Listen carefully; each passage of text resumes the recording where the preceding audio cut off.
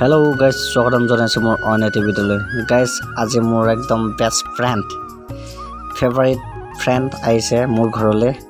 তো ইয়াত থুলমূলকৈ পাৰ্টি এটা কৰোঁ বুলি ভাবিলোঁ, কাৰণ সিহঁতে গৰমত ইমান দূৰৰ পৰা বাইক চলাই আহিছে আমাৰ ঘৰলৈ। আৰু ছাৰপ্ৰাইজ বুলি ক'ব লাগিব, সিহঁতে একো এটা খবৰ নকৰাকৈ মোৰ ঘৰত আহিছে। মই শুই আছিলোঁ, তো মাত লগাইছে, কল কৰিছে।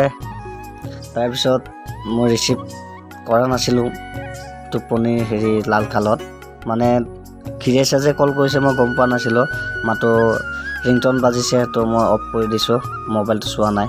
আৰু যি কি নহওক, এয়া চানা টানা আনি অলপ পাৰ্টি কৰোঁ ভাবিছোঁ। আৰু মেইন ছাৰপ্ৰাইজটো মোৰ বন্ধুৱে বাইক এখন কিনিলে, তো সেইবাবে মোক বাইকখন দেখুৱাবলৈ আহিলে। তো বাইকখনো উঠি চালোঁ, ভাল লাগিছে।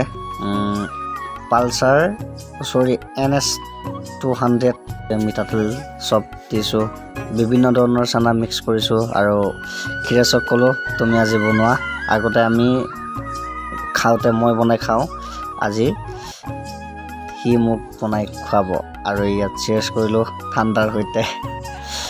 বেলেগে চেয়াৰ্ছ কৰে লাল কিবা বিয়াৰৰ সৈতে, আমি ঠাণ্ডাৰ সৈতে চেয়াৰ্ছ কৰিলোঁ, নতুন মডেল।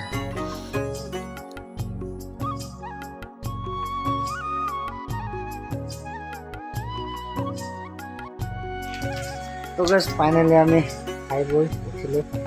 স্প্ৰাইট বুলি দেখা পাইছে, আৰু এইফালে বহুত দিনৰ মূৰত মোৰ বন্ধুজন আহিলে, তো অলপমান টাইম স্পেণ্ড কৰিলোঁ অলপ পাৰ্টিৰ সৈতে।